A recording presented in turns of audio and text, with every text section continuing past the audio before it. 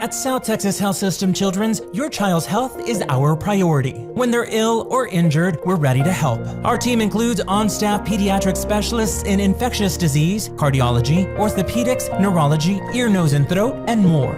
Our round-the-clock care features the Valley's first dedicated children's ER. For more than 15 years, we've offered healing and hope for kids. And we're here for your family now. South Texas Health System Children's. Where kids come first.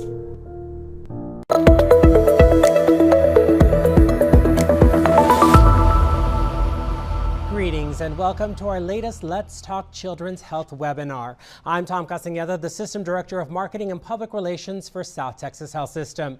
On behalf of the STHS Children's team, thank you for joining us.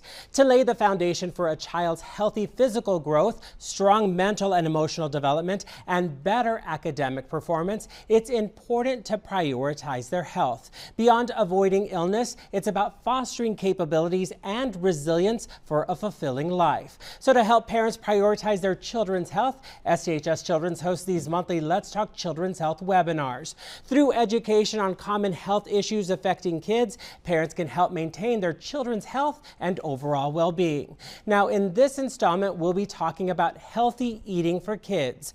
Good nutrition is vital for children. It fuels their rapid physical and brain development while promoting overall well-being and better academic performance. While around 90% of parents in the U.S. recognize the importance of healthy eating for kids, more than half of them struggle with implementation, according to recent studies, with many feeling unsure about what's truly healthy, and they lack the confidence in their ability to shape habits. So today we're joined by Ana de Escrivan, a registered and licensed dietitian nutritionist with Complete Nutrition Solutions, to learn more about healthy eating for kids. Ana, thank you so much for joining us. Thank you, Tom. It's always a pleasure to be part of your programs. And you're one of my favorite people to bring on because we get to talk about food, but we talk about it and make sure that it's a healthy way that we're adopting habits that are going to help us stay healthy. Yes, that is really important. We're not looking for any unnecessary restriction. We're just looking to help our community to fund the good eating habits. Now, when you hear those statistics that all parents want their kids to eat well, but a lot of them just don't understand what that means when it comes to healthy eating. When you see your patients and your clients, is it the same percentage? You get more than 50% who are like, I really don't know where to start. I would say like the percentage will be like even greater. The majority of our parents struggles on a daily basis to understand what would be the best way to feed their kids. Sometimes it's the lack of time, sometimes it's the lack of education resources, sometimes it's like life, stress, like they don't know what to do. And they prefer just to stop by any like junk food store or chain, and they prefer just to grab whatever. What they need to realize is that eating healthy, it's not really expensive, and it will be like even cheaper for them if they do it at home. They can have their children participating with them. They can have like a very beautiful moment, an educational moment for the family, and that is a time that we need to recover for the family. Mm-hmm. I feel like every day families are like very disconnected. We're disconnected through the social media, we're disconnected because everyone is like on their tablets, their cell phones, like not everyone is communicating together. Mm-hmm. So we're losing those spaces, and those spaces are really key for the family to be recovered. And the other thing is that obviously we have to be role models for our kids as well. So when we're telling them to eat healthy and then they say, what did you have for lunch today? And I picked up some fast food because I didn't have time.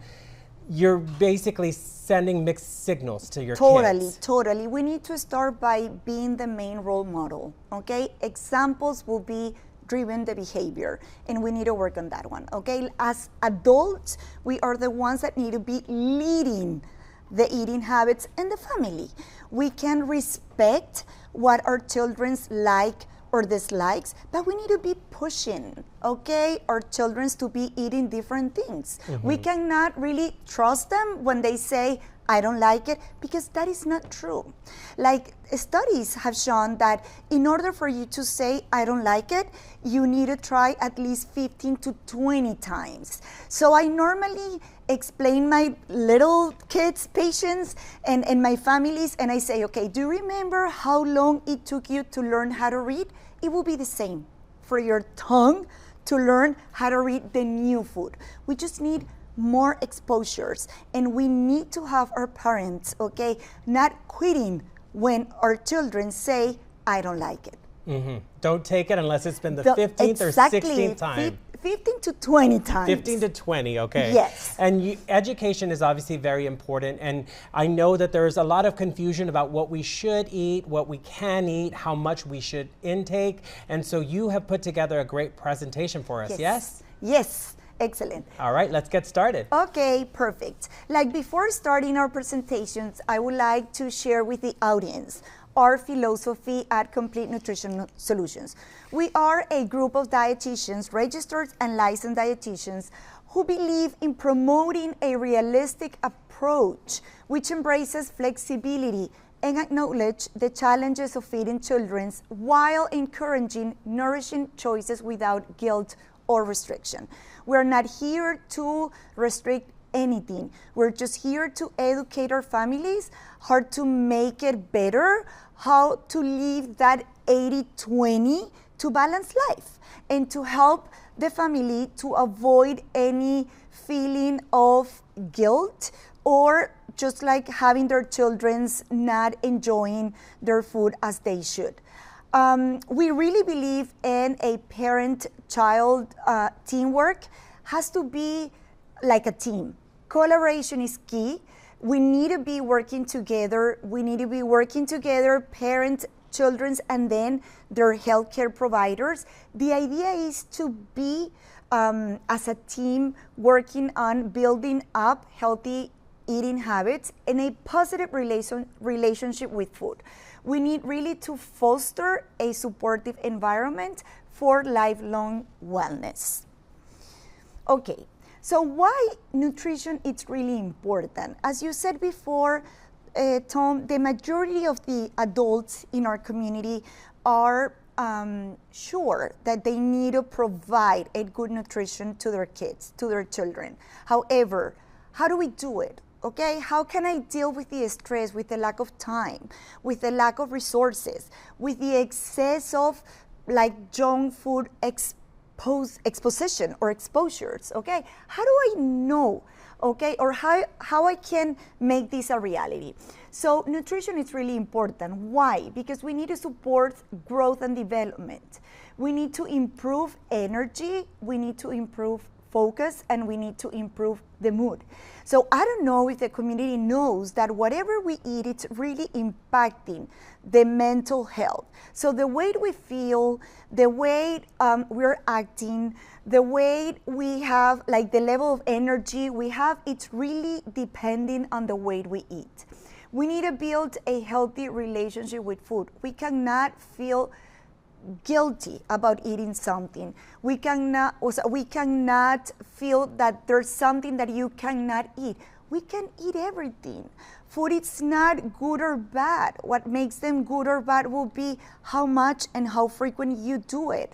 So we need to be like moving that guilty feeling out of the equation and bringing that enjoyment, bringing that happiness to the table and to the family.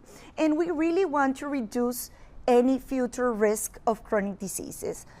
Sadly, our children population, it's really struggling with so many chronic diseases that we used to see it in the adult population. I always say that when I graduated as a dietitian, okay, many years ago, I learned that type 2 diabetes was the diabetes for the elderly, for the older adults. Now we're seeing type 2 diabetes in kids, in preschoolers, and that is something that we need to avoid. Why? Because when we see a type 2 diabetes in a 5-year-old kid, in a 10-year-old kid, that it's related to their diet, that it's not related to genetic Genetic might really make a difference, but in these early stages, it's really related to their diet. So the healthy eating today will conduct the healthier adults tomorrow. We're gonna have like a healthier population. And that is something that we really need to consider. I always used to say that we're having like a sick population ahead. And that is something that even from financial and economical data, it's gonna impact our society in the years to come. And that is something that we as a healthcare providers and then as families and a community, we need to consider. We need to stop this epidemic of chronic diseases in the child population. So parents, they will be the big role models for our children. We need to understand that our children learn from what they see, not just from what they hear. They need to see. So if we eat a healthy diet, they will be eating a healthy diet. We need to model balance and flexibility. We need to avoid labeling food as good or bad. Okay, food doesn't have any moral character, moral meaning. It is not good or bad. Food is there to nourish our body. And then we need to show enjoyment around the food. As I said, not any guilty message has to be around the food. We also need to help our kids to set a structure. A structure helps kids feel secure. Our kids, they need limit. They need limit with their diet. They need limit with their cell phones. They need limit with their screen time. They need limit with toys, with everything. So kids thrive with routine. So we need to make sure that we are scheduling meals and snacks for them, and they need to have a schedule. I always share with my patients that normally when kids are at school, they cannot go to the cafeteria and ask for something to eat whenever they want. And when I ask them why you don't do it, the kids, they normally tell me because my teacher doesn't let me to do it. So I ask my parents, you need to be that teacher at home. You need to be like doing that role. You need to be setting those limits. We need to stop having like our kids going to the fridge every 30 minutes, every 15 minutes, going to the pantry to get something to eat. They need to understand that there's a time to eat. And once we eat, our brain needs a time to understand that it's already full, that it's already satiated. When we do it in this way, we're going to help them learn their hunger cues. If they're like eating all the time, they're not gonna be able to understand if they are hungry or if they're like full. So we need to work on schedules. So schedule meals and snacks, eating at the table when possible. And that has to be a family rule. We need to set a table. We need to teach them how to use the utensils, how to use the silverware, how to use the napkin. We need to help them how to have like good table manners in the table. And if we don't do it during the family time, are we going to wait until they are like grown adults and they need to go to a business meeting and they will be eating like without any table manners? No, that is something that we need to teach at home. We need a limited grazing throughout the day. As I said, a schedule for meals, a schedule for snacks. They need to stop going to the fridge or to the pantry at any time. And we need to be aware that snacks should be intentional. They cannot be constant. A structure creates trust with food, and that is an important message that we need to deliver to the children. In other side, we need to have what we call the division of responsibility in feeding. So what is this? What are the parents' roles? Okay, as the adult in the equation, the parents, it's the one that will be deciding what foods are offered. You are the ones that it's creating the main menu. So we can ask our kids, like, what do you like? What would you want? But we are the ones that will be deciding what we're going to be serving at mealtime. Then parents also, they are the ones who said when meals are and when snacks are served. And then where eating is happened. So we do the what, we do the when, and then we do the where. And then the child's role will be whether they eat or not. We don't want anyone to be forcing their kids to eat. That it's definitely not a good strategy. And then they will be regulating themselves in how much they eat. However, the adult, it's the one that is providing the right serving. We respect hunger and fullness cues, and that is key. When we have a children that is saying, when we have a child that is saying, I don't want more, we should respect that one. And then we also need to tell them, I can respect that you are full. You need to understand that you cannot be back 30 minutes later, because sometimes they say, I'm full because they don't want to eat the salad or because they don't want to eat something extra in their plate, but they will be back 30 minutes later asking for a snack to eat. So the adult is the one that will be setting that structure, setting that limit, and emphasizing the what, the when, and the where. We need to build a balanced plate. So what do we do? Every time that we sit to eat with our children, we need to think on having in front of us 4 things. We need to think, number 1, on vegetables. Kids need to see veggies on their plate. And some of you will tell me they don't like them. They think they don't like them, but they might like them if you keep exposing them to the veggies. In order for them to learn how to eat the veggies, there are multiple strategies. One thing that I love to ask my patients, ask yourself, what do you think you can add to your veggies for you to like them? Sometimes we think like veggies only can have a little bit of butter on top, or they need to have like ranch on top. What if we add something else? What if we think on, I don't know, lime juice? What do we think on Cholula sauce? What do we think on salsa verde or salsa roja? There's no room. So we need to ask them, what flavor do you like? For example, mac and cheese. Mac and cheese is something that the majority of the kids, they love them. What if we think on that melted cheese to be put on top of your broccoli? Do you think you would like them? What flavor do you think you will be getting from your broccoli?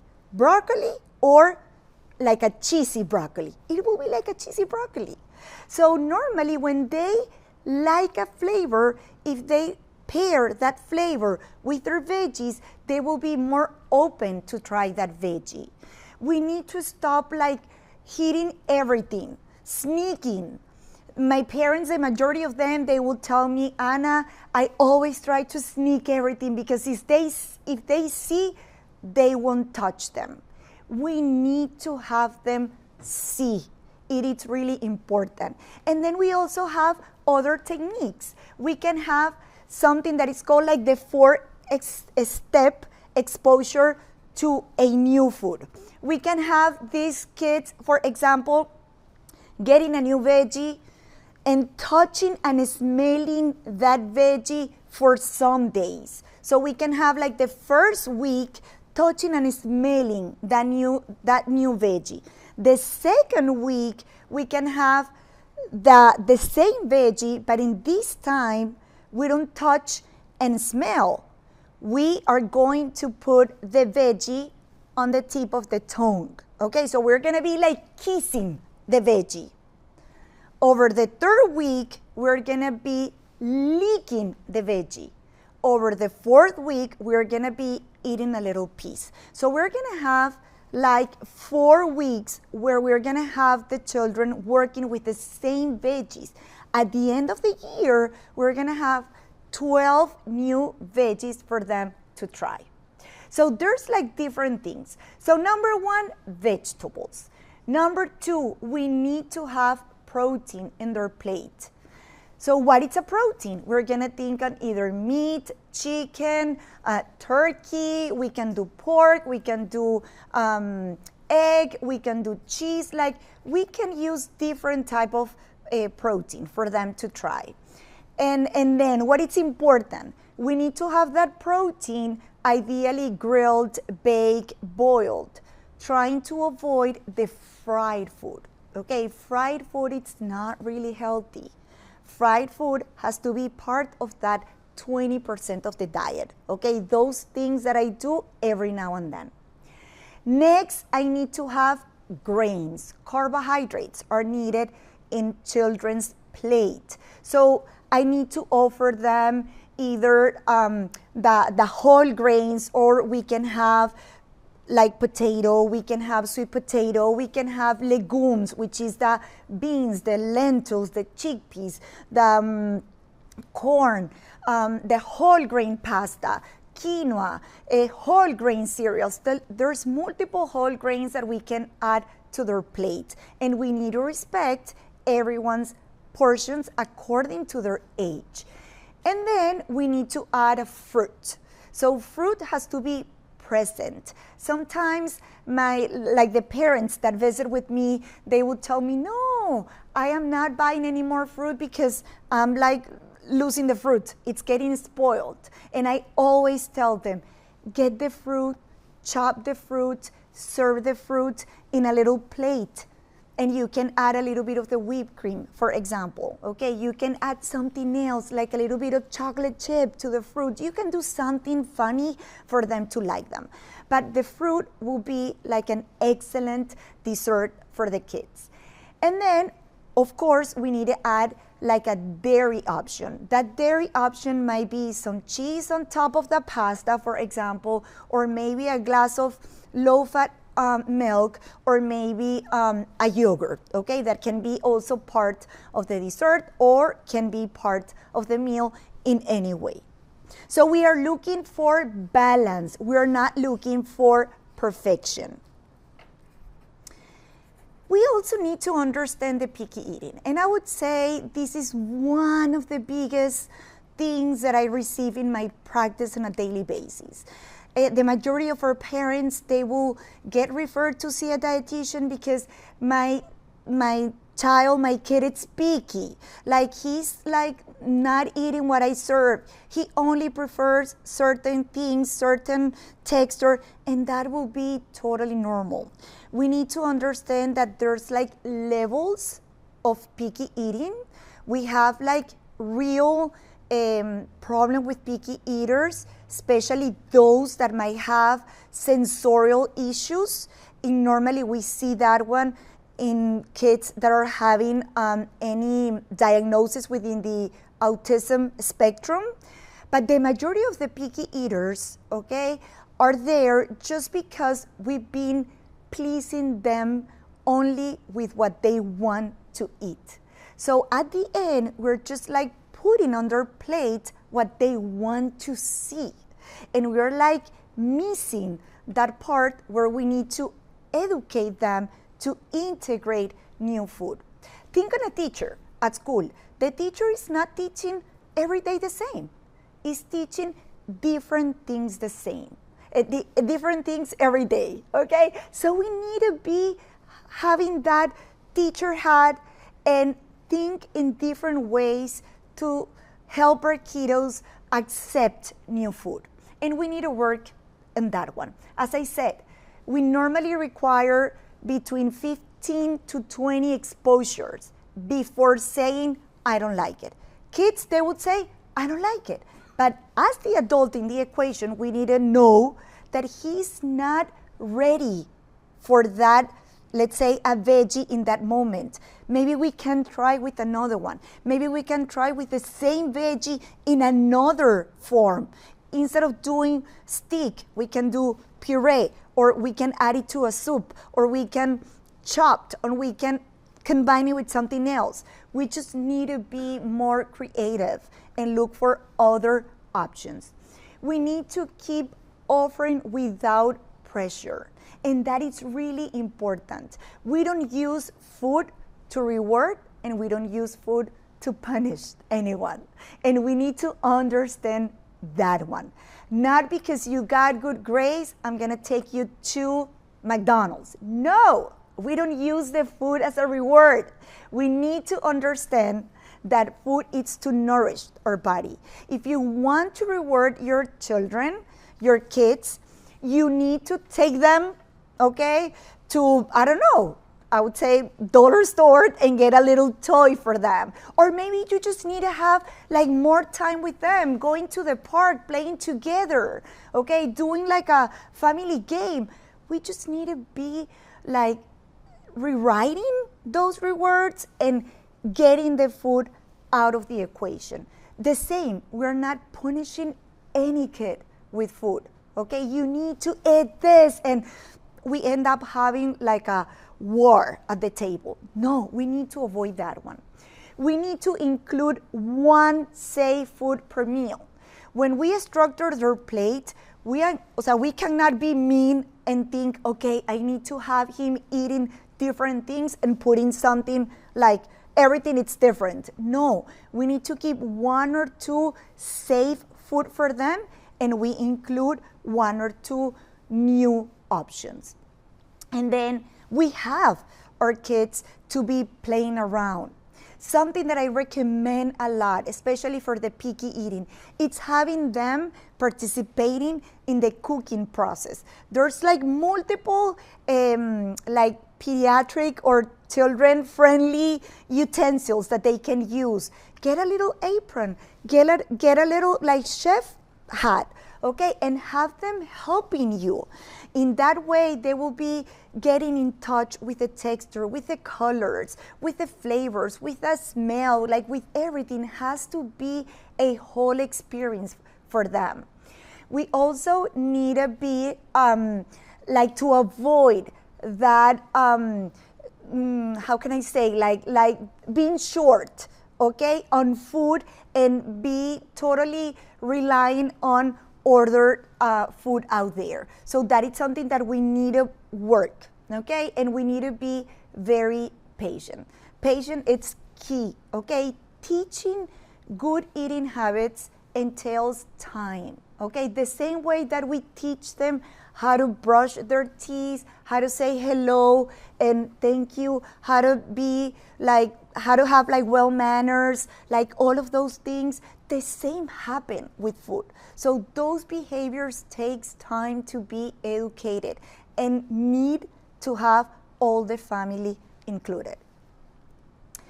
We need to avoid the food battles. So what we recommend, no forcing, no bribing, no bargaining. We cannot use the food as a reward or as a punishment, as I said before. We need to make sure that we are keeping a mealtime calm and neutral. Has to be a delicious space to be in the family. We need to have our kids like being eager to sit on the table and share with mom and dad all the good things that happen at school, their friends, their plays, their wins, or whatever. So we need to have them enjoying that moment. And we need to be focused on consistency, not on control, okay? We need to just move forward. If we got our kid not touching the veggies that day, we're not gonna be like, I don't know, like saying like something about that one. We're not gonna be complaining about that one. We just like get quiet, okay? We just like ask them like just to go, brush their teeth, time for food, it's over, and that's it, okay? Like life continues, we move forward. Next day, we try it again. We need to understand that snacks are mini meals. And when we think on snacks, we cannot think on calorie-dense option. Chips, Takis, sugary cookies, sugary cereals. We cannot think on those options. We need to think on mini meals. We need to consider fruits, veggies, whole grain, some dairy for those snacks. So we can have, ideally, options that can include protein and fiber. Something like apple and peanut butter, for example. Or we can add like a yogurt. It doesn't have to be a plain yogurt. We can do like a flavored yogurt. We're gonna be looking for any option with low added sugar. And then we can add the fruit. We can add some nuts, for example. Or we can have some cheese with the whole grain crackers or whole grain tostaditas. We also can have something like hummus and veggie sticks, okay? Or we can have ranch and veggie sticks. Or we can have like a combination of everything. We can create like a little charcuterie board, and we can have a little bit of veggies, a little bit of cheese, some fruit, having a little bit of everything where they can choose always healthier things.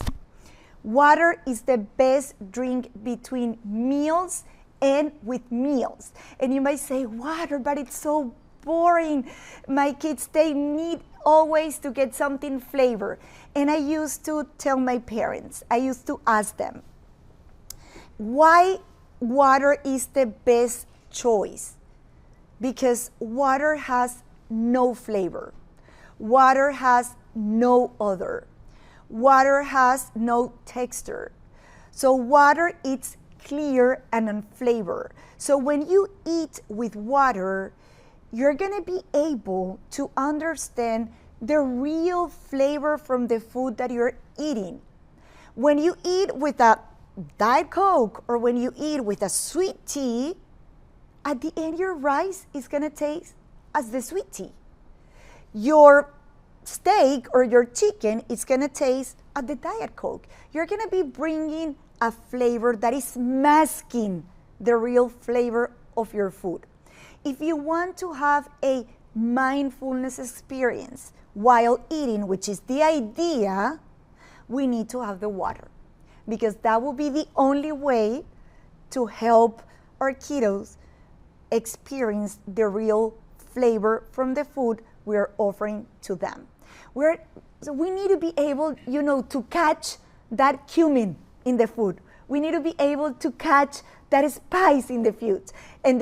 And if we are having other flavors that are masking our food, it will be really impossible. So that is key. Always offer water. We need to involve the kids. Children are more likely to eat foods when they help choose. So we can ask them. Remember, the adult at the end has the last word, okay? The what, the where, the when. But we need to include their opinion. So we can have them going with us to do the grocery shopping. We can have them planning together dinner, lunch, snacks. We can have them doing simple cooking tasks. And we need, of course, to give them age-appropriate responsibility. We need to understand empowerment builds confidence. And we want them to learn how to cook. That is really important. If we want them in their adult life to be able to prioritize the home cooking, they need to learn that skill. And that skill, it's always taught at home.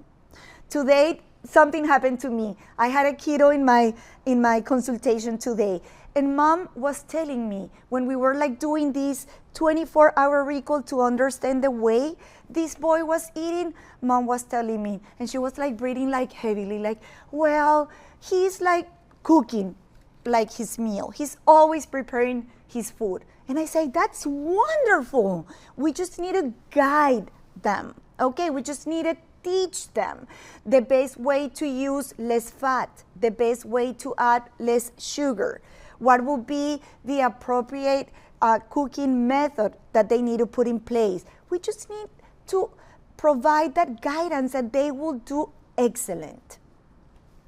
We need to create a healthy home. That is really important, and I would say that is one of the most important points in this conversation. We need to keep nutritious foods visible and accessible. If I want them to eat fruits, I need to keep the fruits in a place where they can see it, where they can get it. I cannot have oranges like into the fridge. I need to have them peeled, okay, and served. I cannot have like a big watermelon there and think, they're not eating the watermelon. No, we need to cut the watermelon. We need to chop the watermelon. We need to serve the watermelon. They need to see the fruits and the veggies. We need to limit the ultra-processed snacks at home. Please, and this is something that I really beg my parents. This is not about eating or not chips.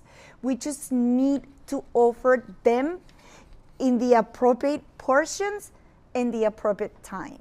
If I have chips all the time at home, how can I ask them to not eat the entire bag? It will be super difficult for them to control themselves. Remember you as the adult, when you were like a 13 years old kid, okay? You wanted to eat everything. They want to eat everything. So we need to make sure that we are like keeping the right food choices at home to make sure they get access to the right options. And with those things that are not super healthy, we just limit them and we offer them in the appropriate serving. Again, we're not going to be focused on perfection. We're focused on progress, not on restriction. And then we need to empower the family meals. Family meal support. Please do not allow your kids to eat in their rooms. Rooms are not to eat. Rooms are to sleep. They need to come to the table. We need to take that time to listen to them, to see what they like, the way they're like eating. We need to have them participating with us. The family meal support better nutrition, a stronger family connection, and improve emotional well-being. So turn off the screens and focus on conversation, not in intake. Sometimes it's easier to have them with a tablet. No, okay, turn off the screens and focus on the conversation. What is our message at Complete Nutrition Solutions? We do not expect perfection. We support realistic goals. We guide, we educate, we empower families, and we firmly believe that healthy habits grow with time, with patience, and with consistency. How can we help? In case you want to get help, we are like a practice that it's focused on pediatric and family nutrition counseling. We do weight management, diabetes, chronic diseases, and we have multiple locations in McAllen, in Westlaco, and also in Bronzeville. So we're here to help. You can contact us through CompleteNutritionSolutions.com or to 956-600-3475.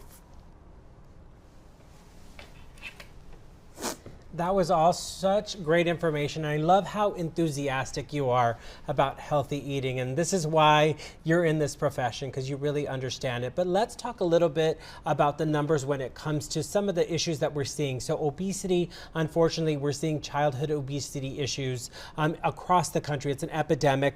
1 in 5 children and adolescents are obese. So that's nearly 20% of American kids, and the rates are higher for Hispanic youth. Why do you think that Latinos are seeing higher rates of obesity when it comes to their kids? Okay, I would say number 1, Tom, it's the lack of education, okay? Number 2 is the lack of accessibility. Like, unfortunately, our Hispanic population, it's the one that has less access and less education. Sometimes we might think, okay, but they are like receiving food stamps, they are receiving some helps. We need to connect the help with the education. If we don't connect those fronts, we're not going to see the results we need. And that education is so important because when you are on assistance, they don't really limit the items that you can purchase. But if you understood, hey, I can use this, I can get these items versus these, it'll be healthier for my child. So that education is so key. Education is key. And let me tell you something, maybe I might sound a little mean, but I think like there's some things that need to be limited when it comes from those benefits. Like if you want to buy something that it's unhealthy, you need to pay for that one. You cannot use those benefits that are like meant to be used for healthy eating to buy something that it's not really healthy. So there has to be some type of regulation. And then when it comes to obesity, unfortunately, it increases the risk for serious adult health problems. And you talked about seeing a lot of cases of type 2 diabetes. We're seeing heart disease in young adults now. We're seeing stroke in young adults, certain cancers. There are more than 200 health conditions and diseases that are affected by excess weight. Yes. And you see a lot of these types of cases in young kids already? We are seeing, you can imagine. For me, it's like really painful as a healthcare professional because this is something that it's totally, so we can avoid this and we can prevent it, yes. Okay? So we're seeing fatty liver in kids, okay, which is unthinkable, okay? We're seeing a lot of mental health issues, Tom, that are really related to the way our kids are eating. Okay. And that correlation between what you eat and how you feel is really important to understand that. Yes, you'll see the physical effects, you'll gain weight or whatever it may be, but the mental health impact of food is something that I don't think we really truly consider. Yes, we don't consider that one, but it's really important. We need to understand that our brain, okay, and our gut, it's totally connected, okay? Our gut, it's our second brain. Whatever we eat that it's not healthy, it's going to be sending the wrong signals to the brain.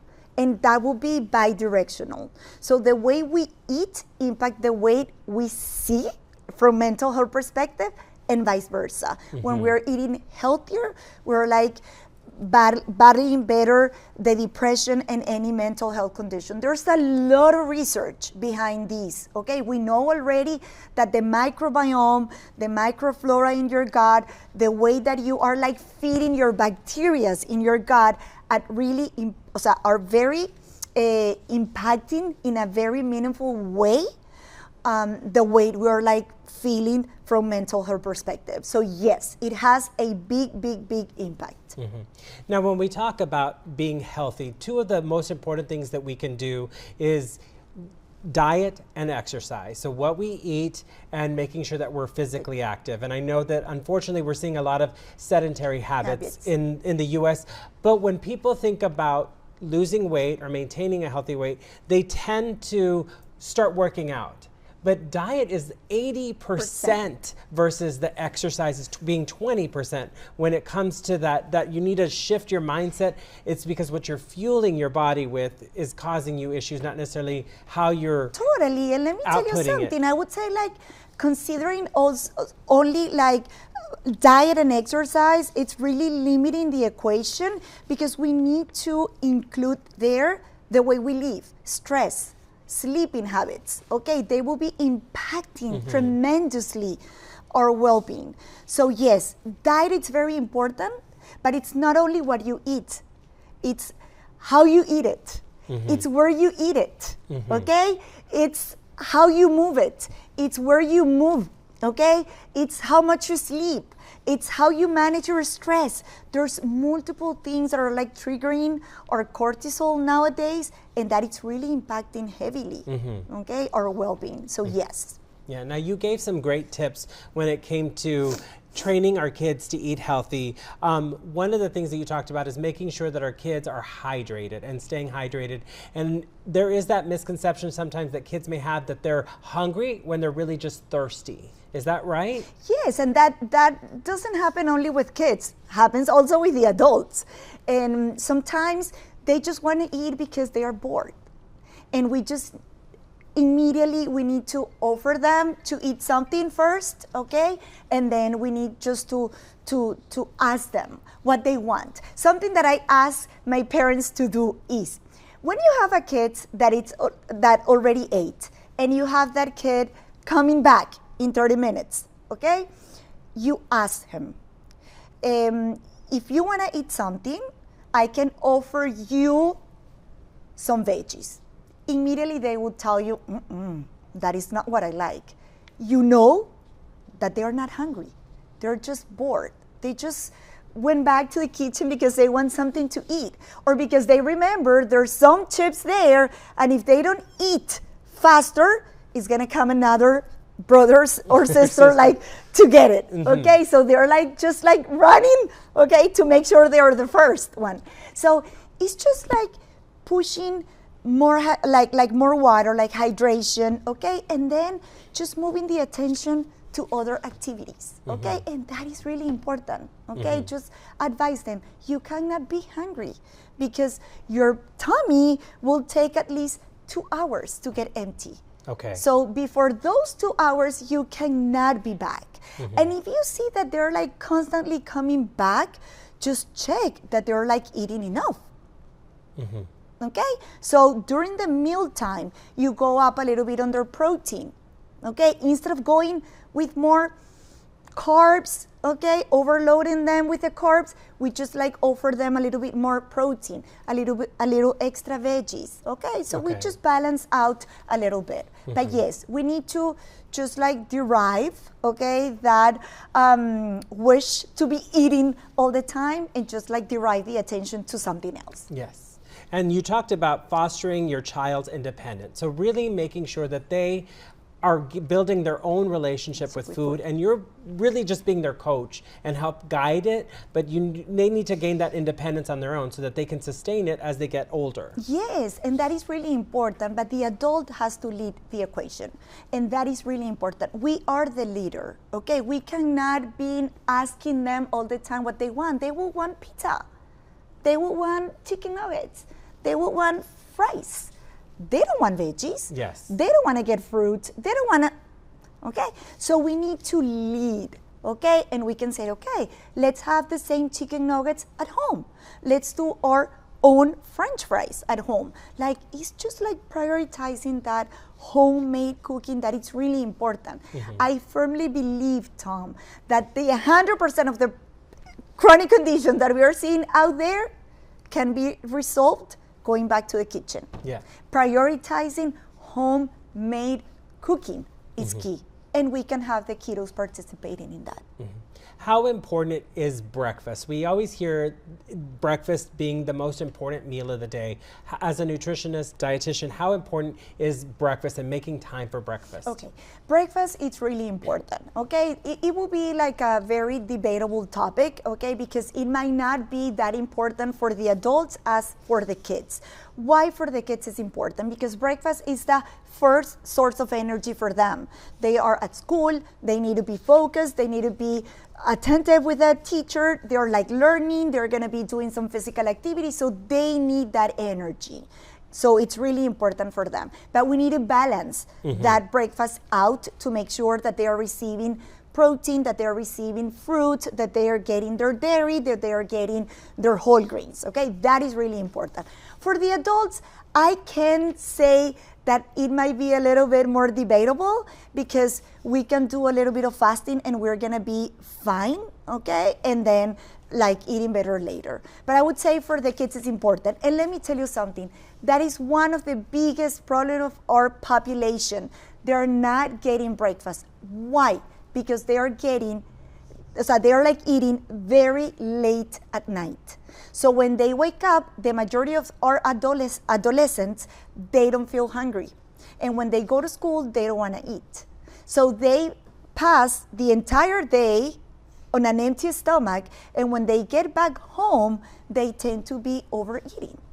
So there's no way to be able to think on what you want to eat when you are very hungry. So we need to help our population to, if you're not having your breakfast, to have a little snack. Yes. Okay, and that is something that is really important. We don't need to think on a breakfast like pancakes, eggs, and chorizo. And no, we can do a little snack. Maybe only a yogurt with a fruit, maybe a shake, a fruit shake with a protein or with a yogurt. Like, we can do something simple, but making sure that they get something. And that's why it's so important to schedule those meals, because if they're eating Yes. too late, then you're seeing that issue of the breakfast. So scheduling meals and scheduling the snacks. Exactly, scheduling the meals and scheduling the snacks. And it should be That is 3 really meals important. a day, obviously breakfast, be lunch, and dinner. And then how many snacks? Like, what is we a can good have, number? I would say like at least one snack will be important, okay?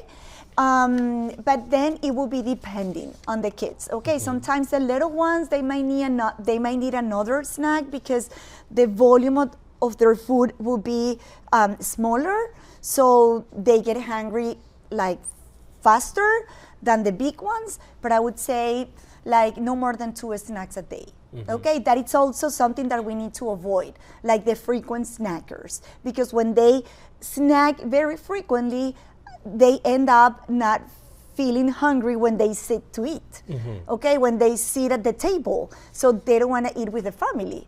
So I am not hungry. So parents ends up like saying, okay, do your thing, and it doesn't matter if you're not here. No, you are not hungry, but you sit here. Okay, Yes. so we have them coming to the table. Now, how long does it take for our stomach to tell our brain that we're full? Because we're talking about, mindful eating and the importance of really paying attention, turning off the TV, savoring the flavors, but also understanding when we're full. Yes, the hunger cues and the fullness cues are very important. It might take something between 20 to 30 minutes. So this is why it's really important to teach our kids to eat slowly. Okay, as I said before, like, we need to be able to catch the cumin, okay, like that flavor. They need to be able to and say, Mom, this is delicious. You get me? Because they need to be able to taste. Yes. So ideally, we need to have them eating slowly, and we can put in place some strategies for them to help, because sometimes they're like eating super fast. So we can just ask them, let's say they're using the fork, so they can get a bite and then they can put the fork down on the plate. They chew, they swallow, and then they get the fork again. Okay? So we're like making time, okay, for them to be understanding those fullness cues. And how do we teach them to understand when they're full, like the feeling of being full, so that they also are paying attention as they're eating? I would say, Tom, that it's natural. That it's natural. When you were a baby, you were like rejecting the bottle immediately when you got full. So they need to learn, okay, that there's like a appropriate serving, okay, and when they don't get it because they just want to eat, okay, we just need to tell them, hey, you already ate, the proper serving for you. Let's stop here, let's do something else, and I can give you a little snack later. Okay, so we need to be like the Japanese. Have you heard of like the Japanese? They eat until the 90%. They always have leftovers in their plate. They don't eat the entire plate. They don't clean their plate. They always have a leftover there. They eat until the 90%. And we need to teach our people to do the same. To leave some To on the leave plate. some of the plate. And I know growing up that we were told, eat everything on your plate. There I are starving know. children around the world, eat everything. So we also have to understand that as parents, Yes. that 90% rule, like it's okay to leave a little bit on the plate. Totally, totally. And we need to avoid those messages, because what we're like having is a kid that is feeling guilty. I need to eat because the people from Africa like don't have anything to eat. So I am like very fortunate to have food on my plate. So it's just like providing the wrong message. And we need to make sure, we need to understand that we're gonna have some losses, okay? Like food waste, that it will be okay. The same way when you go to the pantry and you see that something is expired and you need to throw it out, okay? The same way you're gonna have some veggies that they didn't eat, but not because they didn't touch those veggies, you're gonna think I'm not gonna buy them again because no one is eating that one. That is what we need to avoid, okay? We just need to be more persistent. We just need to be like understanding another way to have them trying, okay, touching, experiencing, and be patient.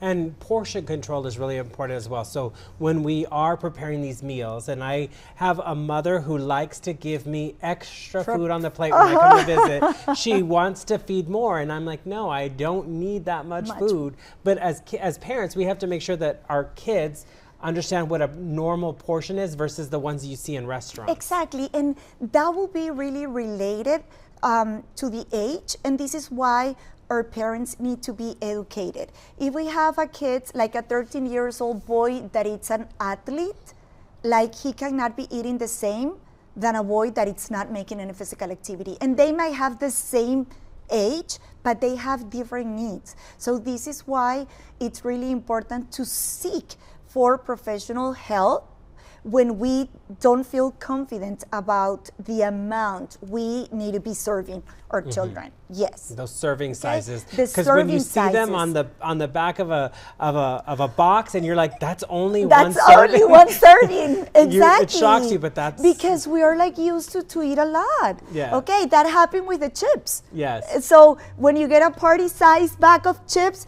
it's for 8 people. Yeah. And you're able to eat it in one sitting if you're not careful. Exactly. So yes, we need to pay attention to the portion size. Totally. And then how happy do you get when you see a colorful plate? Because we hear about having a colorful plate, the importance of just making sure there's a lot of color on your plate, which means you're using a lot of veggies and fruits. Mira, there's something that is called the cephalic phase of the feeding process, okay? You don't only eat with this, you eat with this, okay? And when I mean with this is what you see, what you smell, what you hear, okay?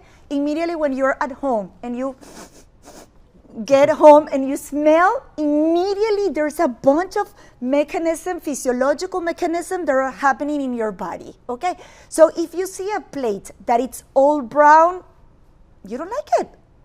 When you see a plate that has like multiple colors, it will be beautiful, like the rainbow, okay? So we need to play around, okay? It's the same with the texture. If you see that everything is chopped, you don't like it. You need to be playing around with the texture. You can have a little bit of puree, you can have something chopped, you can have something complete, you can have like, you get me, okay? We need to be working around everything. Understanding that we eat through this, okay? Our brain eats every day. And when I was online, I saw this little kids healthy eating plate. So you see it is very colorful. You see that the whole grains take up a portion. Vegetables and fruits are half the plate. A healthy protein is only 1/4. So really understanding that. Where can people go if they need just a visual? I know myplate.gov is a great place where you can just see what your plate should look like. Unfortunately, Tom, my plate it's not anymore online. Oh no. Due to that new pyramid that we have, like the new guidelines that we received like a few weeks ago. So my plate, which I think it's the best visual model for anyone to learn, it's not there anymore. You can Google, of course, because you're gonna be getting like the pictures or whatever.